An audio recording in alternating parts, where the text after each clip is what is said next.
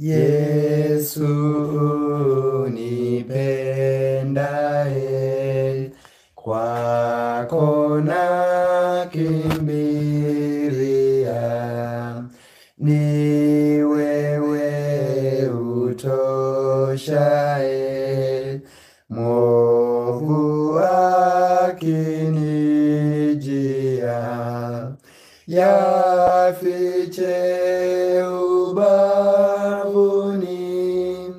mwako maisha yangu, nifishe bandarini, uokoe moyo wangu. Ngome nyingine sina, nategemea kwako. Usinitupe Bwana, nipe neema yako.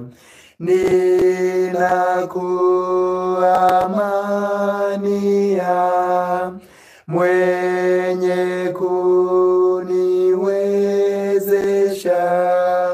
Shari wanikingia,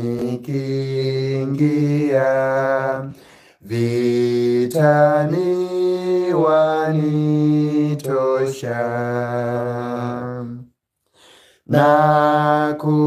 Nakutaka mpaji, vyote napata kwako. Niwapo mhitaji, utanijazi vyako.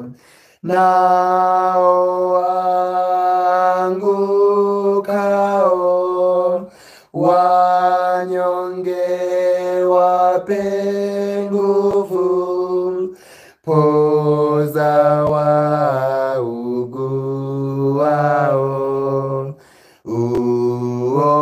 uongoze vipofu. Bwana umeniosha moyo kwa damu yako.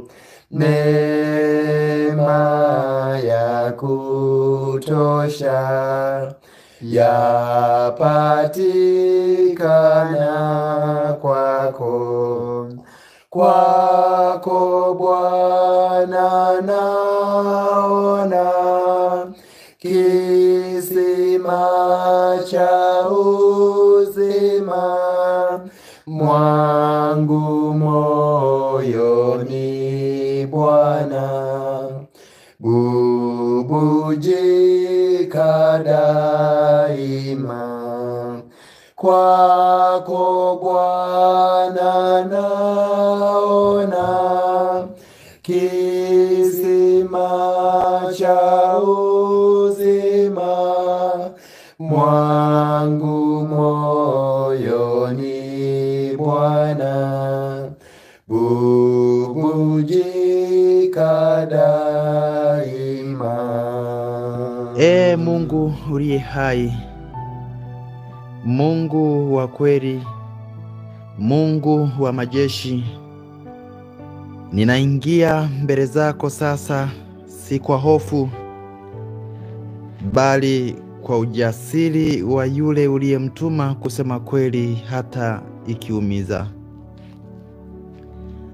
Leo ninainua sauti yangu, si kama mtu wa kawaida, wala si kama mtu mtaalamu, bali kama mjumbe wako niliyebeba ujumbe mzito wa mbinguni. Baba, ninajua kuwa ujumbe nitakaosema leo haupendwi. Ninajua kuwa ujumbe nitakaosema leo haukubaliki na wengi. Ninajua kuwa ujumbe nitakaosema leo unaweza hata kunifanya nipoteze marafiki. Ninajua kuwa ujumbe nitakaosema leo unaweza ukanifanya nipoteze heshima. Ninajua kuwa ujumbe nitakaosema leo unaweza hata ukanifanya nipoteze uhai. Lakini naomba unipe ujasiri wa kusema kile ambacho unataka niseme, si kile ambacho watu wanataka kusikia. Usinifiche chochote. Usiniruhusu kupaka maneno sukari. Usiniache nikaogopa. Usiniache nikaogopa madaraka ya watu, sura za watu. Ninaomba sauti yangu iwe kama tarumbeta, ikilia kwa nguvu, ikiwaamsha waliolala, lakini vile vile kuwaonya wanaotembea kwenye giza huku wakifikiri wako kwenye nuru. Ninajitoa kwako kikamilifu Bwana. Usiku huu nisiwe mimi nizungumzaye, bali neno lako lishuke kama upanga, ukate rohoni mwa kila anayesikiliza. Naomba maneno haya yasisike tu masikioni, bali yashuke kwenye mioyo, yabadilishe maisha, yavunje minyororo ya udanganyifu, na yatuandae kwa kurudi kwa Yesu Kristo. Ninaomba haya kwa jina la Yesu Kristo, aliye Bwana na Mwokozi, mfalme ajaye. Amina. Leo ni siku yetu ya kwanza mwa mikutano hii ya masomo Pembe Ndogo. Masomo haya tutaendelea kuwa nayo mpaka hapo tarehe 30 ya mwezi wa 8.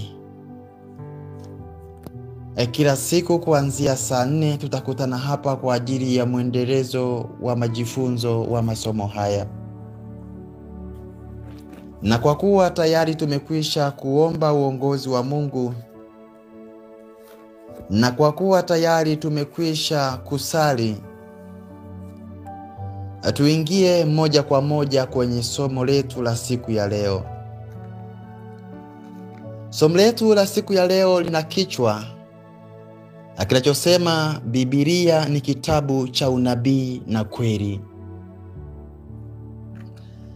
Neno la Mungu katika kile kitabu cha Isaya, kitabu cha Isaya sura ya 46. Kitabu cha Isaya sura ya 46 na ule mstari wa 9 hadi ule mstari wa 10. Neno la Mungu linasema, kumbukeni mambo ya zamani za kale, maana mimi ni Mungu, wala hapana mwingine. Mimi ni Mungu, wala hapana aliye kama mimi, nitangazaye mwisho tangu mwanzo, na tangu zamani za kale mambo yasiyotendeka bado. Nikisema shauri langu litasimama, nami nitatenda mapenzi yangu yote.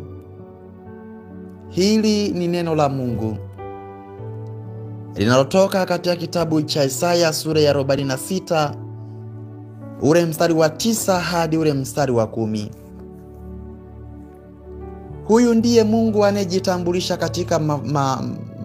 katika mstari wa Biblia huu, kwamba yeye ndiye ambaye anaanza kutangaza mwisho kabla ya mwanzo. Mungu wetu si kama miungu ya mataifa. Yeye hufunua mwisho tangu mwanzo. Mungu anapenda watu wake wajue kinachokuja, ili kwamba wasishangazwe wala kudanganywa. Neno la Mungu katika kile kitabu cha Petro wa pili. Kitabu cha Petro wa pili sura ya kwanza. Petro wa pili sura ya kwanza na ule mstari wa 19. Neno la Mungu lina maneno haya: bali kwa damu ya thamani kama mwanakondoo asiye na ila, asiye na waa, yani ya Kristo. Unabii si wa kufurahisha. Unabii ni taa kwenye giza la dunia hii. Wale wanaokataa unabii wanaishi kwa kubahatisha. Neno la Mungu katika kile kitabu cha Yohana, kitabu cha Yohana ile sura ya 13. Yohana sura ya 13 na ule mstari wa 19, neno la Mungu lina maneno haya: tangu sasa nawaambia kabla hayajatukia, ili yatakapotukia mpate kuamini ya kuwa mimi ndiye. Huyu ndiye Mungu wa mbinguni anaeleza na kusema neno haya, kwamba anatueleza kabla hayajatokea, ili yatakapofika, ili yatakapotokea, basi tuweze kupata kusadiki, basi tupate kuthibitisha kwamba kilichosemwa ni dhahiri. Neno la Mungu katika kile kitabu cha Luka sura ya 24. Kitabu cha Luka sura ya 24 na ule mstari wa 25. Mstari wa 25 hadi ule mstari wa 27. Neno la Mungu lina maneno haya: akawaambia,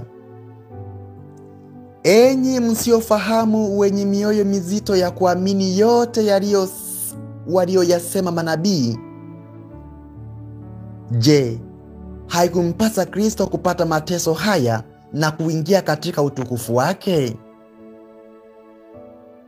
Akaanza kutoka Musa na manabii wote,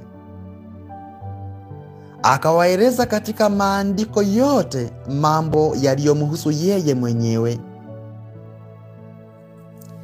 Yesu mwenyewe alituambia unabii wa Musa na manabii. Katika maisha ya Yesu mwenyewe alitumia unabii wa Musa na manabii. Alitumia unabii huu kuwafundisha wanafunzi baada ya kufufuka. Hii ni ishara kwamba hakuna injili ya kweli isiyo na msingi wa unabii. Ni kitabu cha Amosi. Amosi sura ya 3 na ule mstari wa 7. Inasema, hakika Bwana Mungu hatafanya neno lolote bila kuwafunulia watumishi wake manabii siri yake. Mathayo 24 na ule mstari wa 15 kuna maneno haya. Mathayo 24 na ule mstari wa 15. Basi hapo mtakapoliona chukizo la uharibifu lile lililonenwa na nabii Danieli limesimama katikati patakatifu, asomaye na afahamu. Unabii hauko kwa ajili ya kujifunza tu, ni kwa ajili ya kuokoa. Wakristo wa awali waliokoka uharibifu wa Yerusalemu kwa sababu walielewa unabii. Ni kile kitabu cha Hosea. Hosea sura ya 4. Na ule mstari wa 6, neno la Mungu lina maneno haya: watu wangu wanaangamizwa kwa kukosa maarifa. Kwa kuwa wewe umeyakataa maarifa, mimi nitakukataa wewe, usiwe kuhani kwangu mimi, kwa kuwa umesahau sheria ya Mungu wako. Mimi nami nitawasahau watoto wako. Kitabu kile cha Mathayo sura ya 24 na ule mstari wa 24.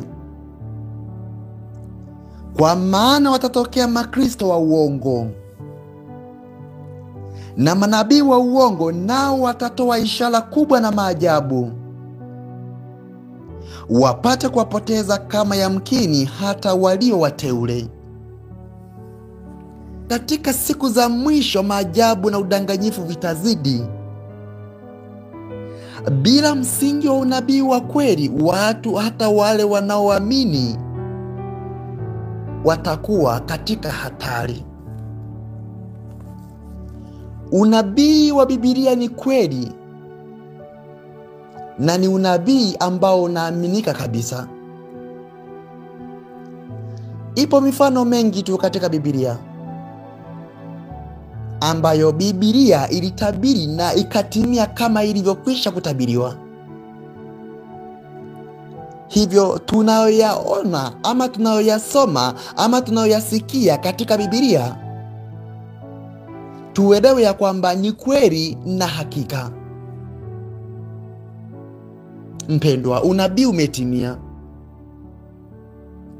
na unabii unaendelea kutimia. Mungu kupitia Biblia ametuonesha historia ya dunia kabla hata haijatokea, na haya tunayashuhudia hasa kupitia ndoto ya mfalme Nebukadneza. Katika kile kitabu cha Danieli ile sura ya 2, ambapo pia tunaona maono ya Danieli katika ile sura ya 7, na pia katika mafundisho ya Yohana katika kile kitabu cha Ufunuo cha Biblia. Kwa hiyo hii ni uthibitisho kwamba unabii wa Biblia unatimilika. Tunaposoma kitabu cha Danieli sura ya 2 na ule sura ya 5, tunakutana na unabii wa kuanguka kwa Babeli. Tusome kitabu cha Danieli ile sura ya 2 na ule mstari wa 32. Danieli sura ya 2 na ule mstari wa 32 na ule mstari wa 38. Neno la Mungu lina maneno haya: na sanamu hii kichwa chake kilikuwa ni cha dhahabu safi, kifua chake na mikono yake ni fedha, tumbo lake na viuno vyake ni vya shaba. Mstari wa 38, Danieli sura ya 2. Neno la Mungu linaendelea kusema: na kila mahali wakapo wanadamu, wanyama wa kondeni na ndege wa angani, amewatia mkononi mwako, naye amekumilikisha juu ya hao wote. Wewe u kichwa kile cha dhahabu. Katika ndoto hii ya mfalme, ambapo aliota akaona sanamu ambayo kwa hakika ilikuwa imejaa madini mbalimbali, sanamu ambayo ilikuwa imegawanyika kwa madini Maandiko yanasema kwamba kichwa kilikuwa ni kichwa cha dhahabu safi. Na ule mstari wa 38 kitabu Danieli sura ya 2 imethibitisha ya kwamba huo ulikuwa ni utawala wa Babeli. Utawala wa Babeli ndio ulikuja ukatokea duniani. Ni kweli na hakika historia inasimulia kwamba Babeli ilianguka. Na haya yote yamenenwa hata kabla ya Babeli kutokea. Ni kitabu cha Danieli sura ya 2 mstari wa 32. Kichwa cha dhahabu safi ni ufalme wa Babeli. Kinawakilisha ufalme wa Babeli ambalo ni taifa tajiri na lenye mamlaka kubwa sana. Ufalme wa Babeli ulianza kutawala dunia kuanzia ule mwaka wa 606 hadi mwaka wa 539 kabla ya Yesu kuzaliwa. Tusome Danieli sura ya 5. Danieli sura ya 5 na ule mstari wa 26. Na tukiendelea kusoma mpaka ule mstari wa 31, neno la Mungu lina maneno haya. Na tafsiri ya maneno haya ni hii: Mene, Mungu ameuhesabu ufalme wako na kuukomesha. Tekeli, umepimwa katika mizani nao umeonekana kuwa umepungua. Mstari wa 28. Peresi, ufalme wako umegawanyika nao wamepewa Wamedi na Wajemi. Ndipo Belishaza akatoa amri, nao wakamvika Danieli mavazi ya rangi ya zambarau, wakati mkufu wa dhahabu shingoni mwake, wakapiga mbiu kutangaza habari zake ya kwamba yeye ni mtu wa 3 katika ufalme. Usiku huo Belishaza mfalme wa Karidayo akauawa, na Dario Mmedi akaupokea ufalme. Naye umri wake alikuwa na miaka 62.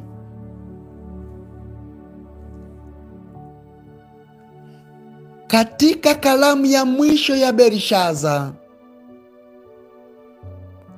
Mungu aliandika kwa kidole ukutani, na usiku huo huo Babeli ilianguka. Kwa hiyo huu ni unabii uliotimia unaopatikana katika Biblia. Hii inatosha kututhibitishia kabisa kwamba unabii wa Biblia ni kweli na unaaminika. Mpendwa, hii ni historia ya kweli. Babeli ilitawaliwa na Nebukadneza, lakini ilianguka ghafla kwa sababu ya kiburi. Lakini ilianguka ghafla kwa sababu ya ulevi. Lakini ilianguka ghafla kwa sababu ya matusi dhidi ya Mungu. Biblia inaonyesha walitumia vyombo vya hekalu kwa anasa. Hii ilitabiriwa miaka mingi kabla ya kutimia kwa usahihi. Maneno machache haya yanatosha kutuaminisha ya kwamba Biblia ni kweli na uhakika. Unabii wa Biblia ni kweli na amini. Pembe ndogo. Tunaposoma katika kitabu cha Danieli, Danieli sura ya 2 na ule mstari wa 39, pamoja na kitabu cha Danieli sura ya 8 mstari wa 3 hadi mstari wa 4, Na tunaposoma kitabu cha Danieli sura ya 8 na ule mstari wa 20, huu wote ni unabii ambao umetabiriwa na Biblia kabla hata hujatokea, na ukaja ukatokea na ukatimilika kama ulivyotabiriwa. Ni kitabu cha Danieli sura ya 2 na ule mstari wa 39. Neno la Mungu lina maneno haya: na baada ya zama zako utainuka ufalme mwingine mdogo kuliko wewe, na ufalme mwingine wa 3 wa shaba, utakaoitawala dunia yote. Danieli sura ya 8 na ule mstari wa 3 hadi mstari wa 4. Neno la Mungu lina maneno haya katika kitabu cha Danieli sura ya 8 mstari wa 3 hadi mstari wa 4.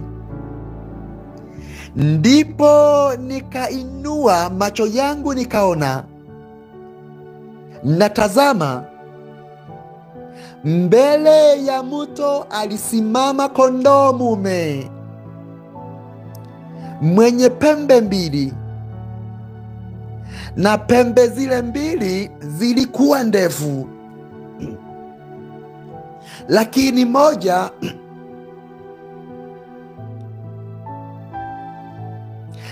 moja ilikuwa ndefu kuliko ya pili, na ile iliyokuwa ndefu zaidi ilizuka mwisho. Mstari wa 4, nikamwona huyo kondoo mume akisukuma upande wa magharibi na upande wa kaskazini na upande wa kusini, wala hakuna mnyama yeyote awezaye kusimama mbele yake, wala hakuna mnyama yeyote awezaye kupokonya mkononi mwake, lakini alitenda kama alivyopenda mwenyewe, akajitukuza nafsi yake.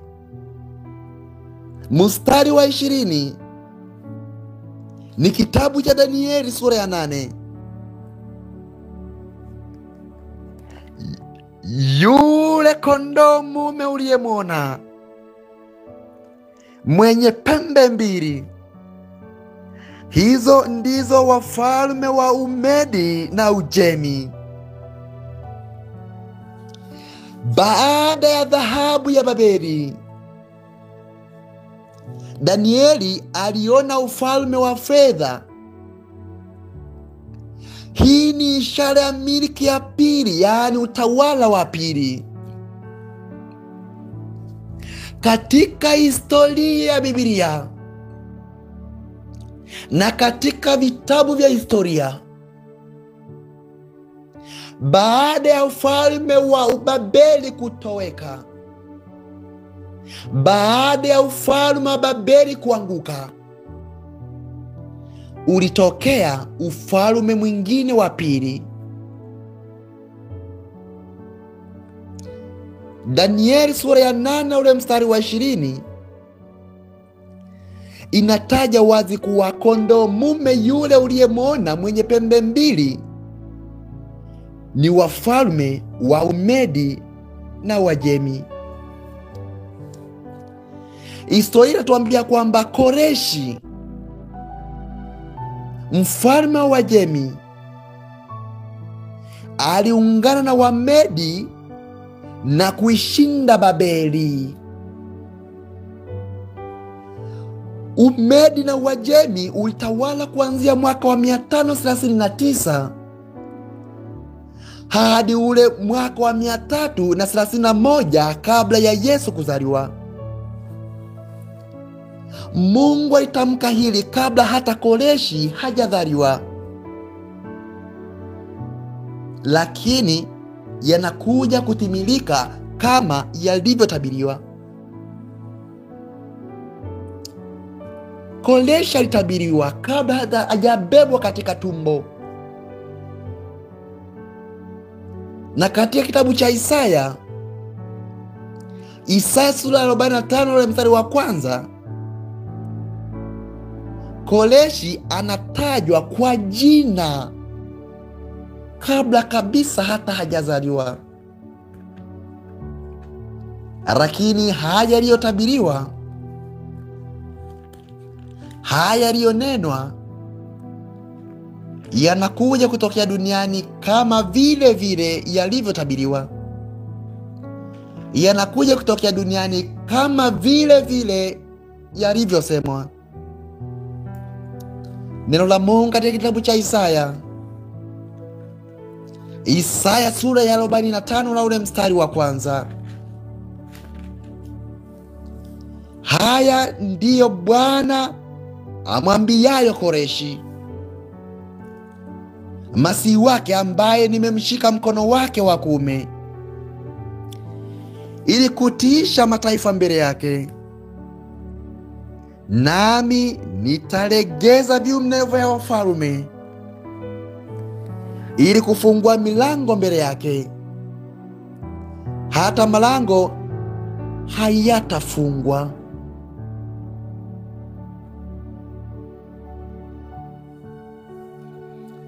Neno la Mungu katika kitabu cha Danieli sura ya 8 mstari wa 5 hadi mstari wa 8 na ule mstari wa 21, tunakutana na kitu kingine ambacho kilitabiriwa na kikaja kikatokea kama vile vile kilivyotabiriwa. Ni kitabu cha Danieli ile sura ya 8 na ule mstari wa 5 hadi mstari wa 8. Nami nilipokuwa nikifikiri, tazama, beberu akatoka upande wa magharibi juu ya uso wa dunia mzima, bila kuigusa nchi. Na beberu yule alikuwa na pembe mashuhuri kati ya macho yake. Mstari wa 6, naye akamwendea huyo kondoo mume mwenye pembe mbili, niliyemwona akisimama karibu na mto. Akamshambulia kwa ghadhabu za nguvu zake. Nikamwona akimkaribia kondoo mume, akamwonea hasira kali,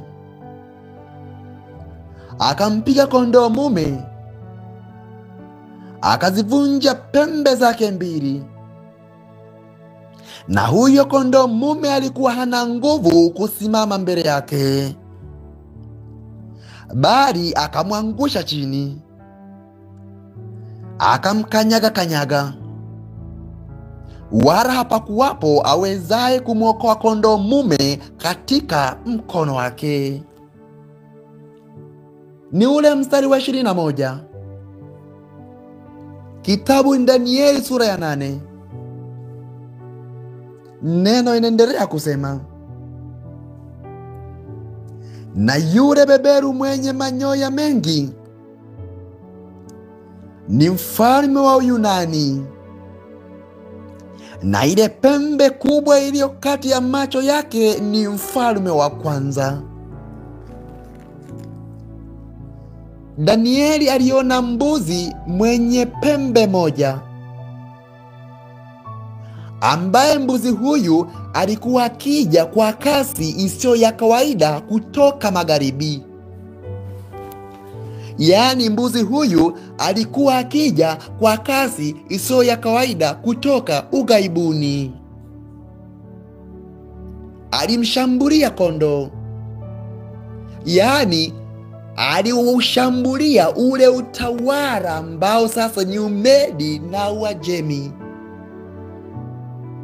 Baada ya kushambulia, akaushinda. huyu ni nani? Ni nani huyu anayeshambulia? Ni nani huyu anayeonekana akija kwa kasi isiyo ya kawaida kutoka magharibi? Ni nani huyu anayetajwa kama mbuzi mwenye pembe ndogo? Ni kitabu cha Danieli sura ya 8 mstari wa 21. Na yule beberu mwenye manyoya mengi ni mfalme wa Yunani, na ile pembe kubwa iliyo kati ya macho yake ni mfalme wa kwanza. Huyu ni Alexander mkuu. Alexander alishinda Umedi na Uajemi, tena aliushinda kwa kasi ya ajabu. Tena aliushinda akiwa bado kijana. Alexander alikuja kufa tena kifo cha ghafla akiwa na miaka 32, na ufalme wake baada ya kufa ulivunjika vipande 4. Yaani ndivyo unabii umemuita ama umetaja pembe 4 zikazuka baada yake. Utabiri huu ni wa kushangaza sana kwa sababu usahihi wake ni wa kihistoria kabisa. Baada ya kuwa Umedi na Uajemi umeanguka, baada ya kuwa ufalme wa Umedi na Uajemi umetoweshwa, historia inaeleza ulikuja utawala mwingine ambao ni utawala wa Uyunani. Na utawala huu ulikuja kwa kasi ya ajabu juu ya Alexander mkuu. Unabii huu ulitabiriwa kabla hata haujatokea. Lakini kama ulivyotabiriwa, historia inathibitisha kwamba ulitokea vivyo hivyo kama ulivyotabiriwa. Kwa haya machache yanathibitisha kwamba unabii wa Biblia ni wa kweli. Unabii wa Biblia ni wa kuaminika. Tunaposoma kile kitabu cha Danieli, Danieli sura ya 2 na ule mstari wa 40. Lakini vile vile kitabu cha Danieli sura ya 7 na ule mstari wa 7. Lakini vile vile kitabu cha Danieli sura ya 7 mstari wa 23 hadi ule mstari wa 25. Hapa pia tunakutana na unabii mzito ambao ulitabiriwa na Biblia na ukaja ukatokea vivyo hivyo kama ulivyotabiriwa. Neno la Mungu katika kitabu cha Danieli sura ya 2 na ule mstari wa 40. Neno la Mungu lina maneno haya: na ufalme wa 4 utakuwa na nguvu mfano wa chuma, kwa maana chuma huvunja vitu vyote na kuvishinda. Na kama chuma kisetavyo vitu hivi vyote, ndivyo utakavyovunja na kuseta. Danieli sura ya 7 na ule mstari wa 7. Neno la Mungu lina maneno haya: Danieli sura ya 7 na ule mstari wa 7. Baadaye nikaona katika njozi ya usiku, na tazama, mnyama wa 4 mwenye kutisha, mwenye nguvu, mwenye uwezo mwingi. Naye alikuwa na meno ya chuma makubwa sana, alikula na kuvunjavunja vipande vipande na kuyakanyaga mabaki kwa miguu yake. Na umbo lake lilikuwa mbali kabisa na wale wa kwanza, naye alikuwa na pembe 10. Ni kitabu cha Danieli. Danieli sura ya 7 na ule mstari wa 23 hadi mstari wa 25. Akanena hivi: huyo mnyama wa 4 atakuwa ni ufalme wa 4 juu ya dunia, utakaokuwa mbali na falme zile zote, nao utakula dunia yote na kuikanyaga na kuivunja vipande vipande. Na habari za zile pembe 10, katika ufalme huo wataondoka wafalme 10, na mwingine ataondoka baada ya hao, naye atakuwa mbali na hao wa kwanza, naye atawashusha wafalme 3. Ni ule mstari wa 25. Kitabu ni kile cha Danieli sura ya 7. Naye atanena maneno kinyume chake aliye juu, naye atawadhoofisha watakatifu wake aliye juu, naye ataadhimu kubadili majira na sheria, nao watatiwa mikononi mwake kwa wakati na nyakati 2 na nusu wakati. Katika Danieli sura ya 2, chuma ni ishara ya Rumi ya kale ambayo ilitawala kwa nguvu na upapa wa ajabu. Danieli sura ya 7 na ule mstari wa 7. Mnyama wa kutisha sana alionekana ana pembe 10. Hii ni Roma ambayo baadaye ilivunjika vipande vipande na kuwa falme 10. Hii ni Ulaya. Haya ni mataifa 10 ya Ulaya ya sasa. Danieli sura ya 7 na ule mstari wa 25. Mnyama huyu anazalisha pembe ndogo, pembe inayosema maneno ya makufuru, na pembe hii inawatesa watakatifu kwa muda. Hapa nitaelezea kesho. Kiufupi, Roma ilimtesa Yesu. Roma iliua mitume, lakini baadaye Roma ikageuka kuwa mfumo wa kidini uliochanganya ukweli na udanganyifu.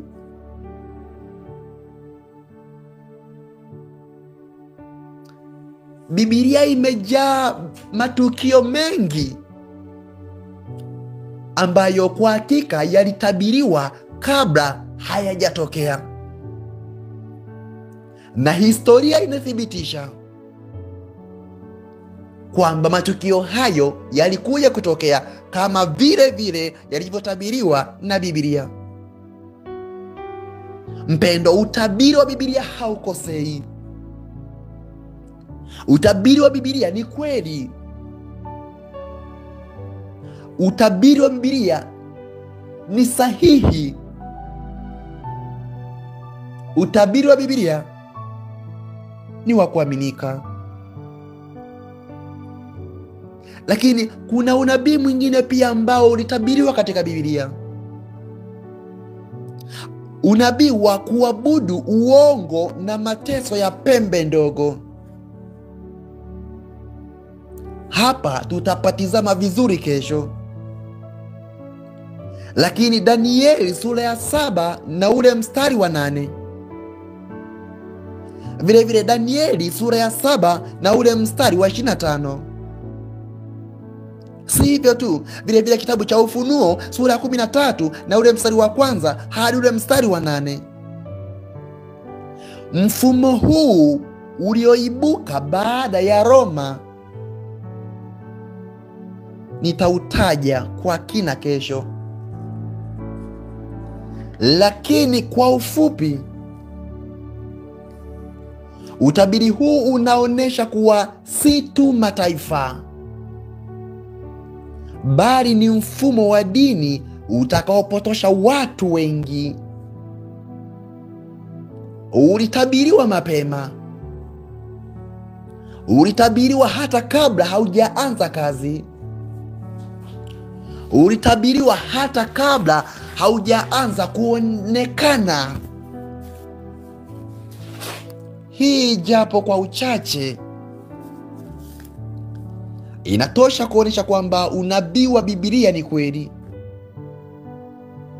Mpendwa, unabii wa Biblia ni sahihi. Unabii wa Biblia haukosei. Unabii wa Biblia ni amini. Unabii wa Biblia unaaminika. Mungu ametufunulia mengi sana kupitia Biblia. Ametupatia mambo mengi yamefunuliwa katika Biblia. Machache tumekuja kuyaona yaliyotabiriwa na yakatokea. Lakini Biblia imetabiri mambo mengi hata mwisho wa dunia.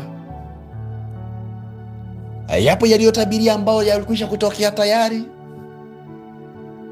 Yapo yaliyotabiriwa na sasa bado yanaendelea kuonekana. Lakini yapo yaliyotabiriwa bado hayajaja na anakuja kutimilika. Utabiri wa Biblia haukosei.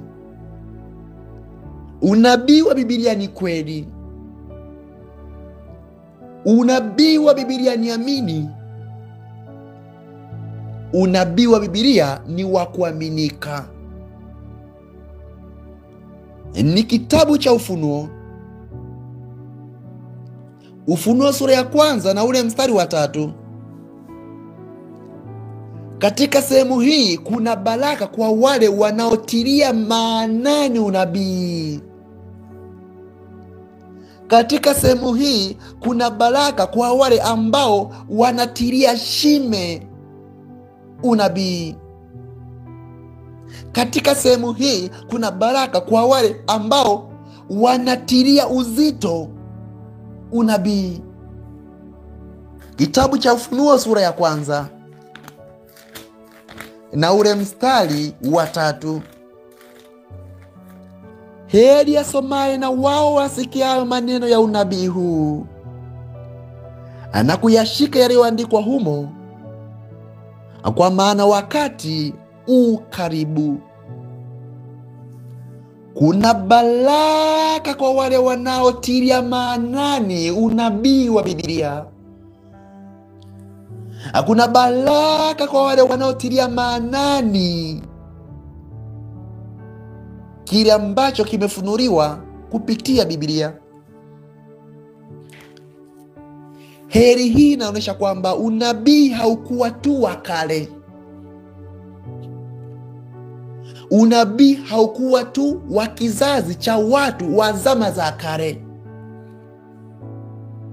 Unabii haukuwa kwa watu ambao waliwahi kuishi kabla yetu.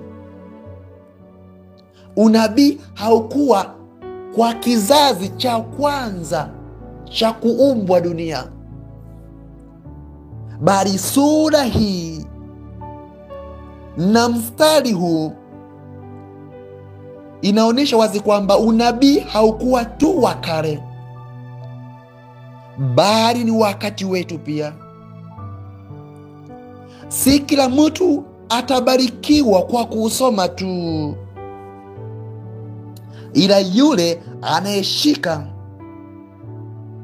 ila yule anayejifunza kwa bidii. ila yule anayechukua hatua. Si wote watafurahishwa na unabii wa Biblia. Wapo watakao kukasirishwa baada ya kuusoma ama kuuelewa. Wapo watakao shangazwa baada ya kuusoma unabii wa Biblia na kuuelewa. Mpendwa, unabii wa Biblia ni kweli. Unabii wa Biblia ni amini. Unabii wa Biblia haukosei. Unabii wa Biblia ni wa kuaminika. Unabii wa Biblia ni historia iliyoandikwa kabla haijatokea. Na historia imethibitisha kuwa Babeli ni kweli ilianguka kama ilivyotabiriwa. Historia imethibitisha kuwa Umedi na Uajemi walitawala kama walivyotabiriwa. Historia imethibitisha kuwa Ugiriki, yaani Uyunani, ulitawala kwa kasi ya ajabu kama ulivyotabiriwa. Historia imethibitisha kuwa Roma ilitawala kwa nguvu kama ilivyotabiriwa. Historia imethibitisha kuwa mfumo wa udini ulio na makosa uliotokea na bado unaendelea kuathiri dunia leo kama ulivyotabiriwa. Kwa hiyo kama haya yametimia, basi yaliyobaki kuhusu siku za mwisho pia yatatimia. Mpendwa, unabii wa Biblia ni kweli. Unabii wa Biblia ni wa kuaminika. Tumekuwa pamoja leo kwenye mwanzo wa safari hii ya kipekee ya kiunabii. Tumeona kuwa Biblia si hadithi. Tumeona kuwa Biblia si tu dini, bali ni ramani ya historia ya dunia iliyoandikwa kabla haijatokea. Na kama Mungu ametimiza kila jambo hadi sasa,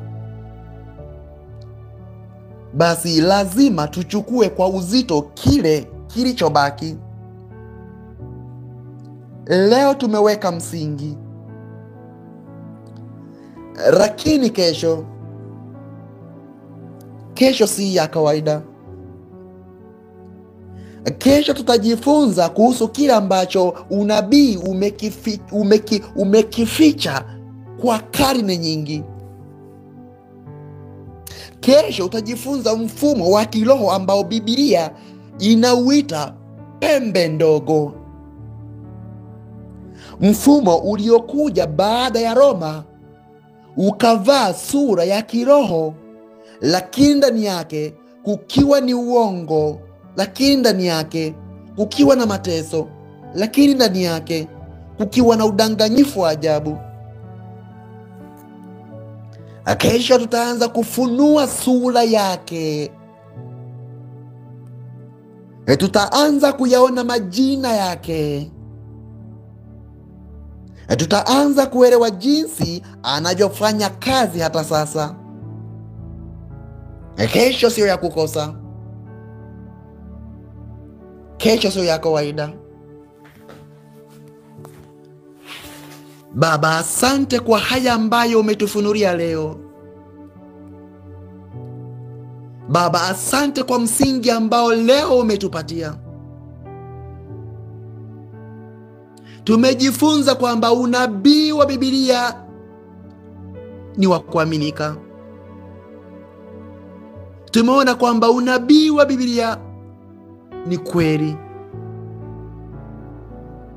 Na tumeona baadhi ya yale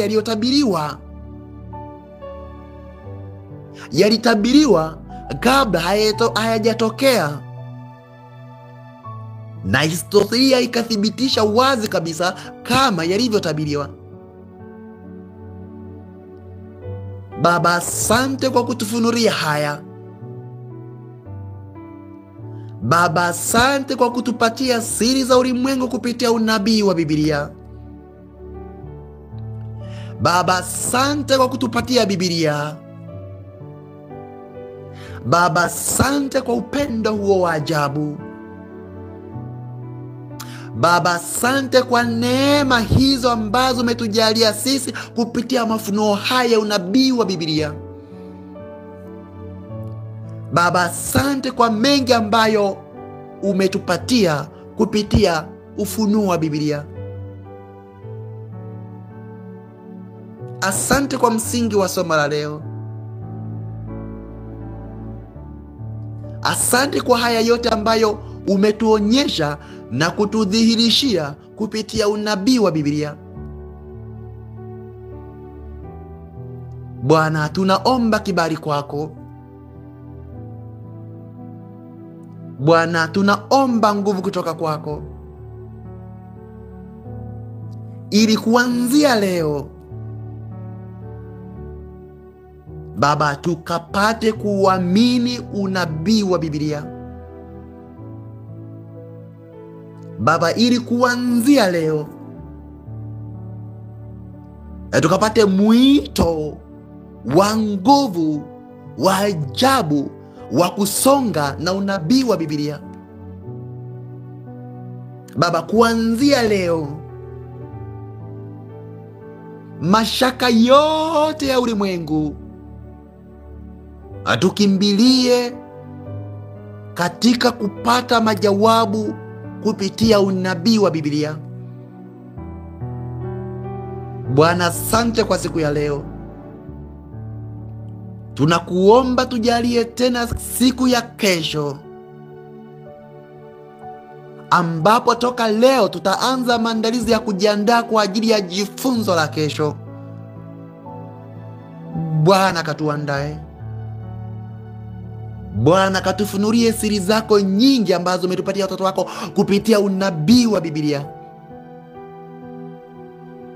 Bwana, asante kwa pendo lako. Bwana, asante kwa hayo uliyotufunulia kupitia unabii wa Biblia. Toka leo tumepata uthibitisho na uaminifu wa kuamini na kuelewa kwamba unabii wa Biblia ni kweli na haukosei.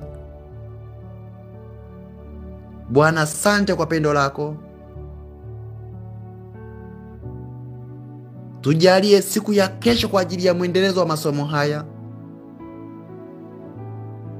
Tumeomba haya na kushukuru ni katika jina lake Yesu Kristo aliye Bwana na Mwokozi wa maisha yetu. Amina.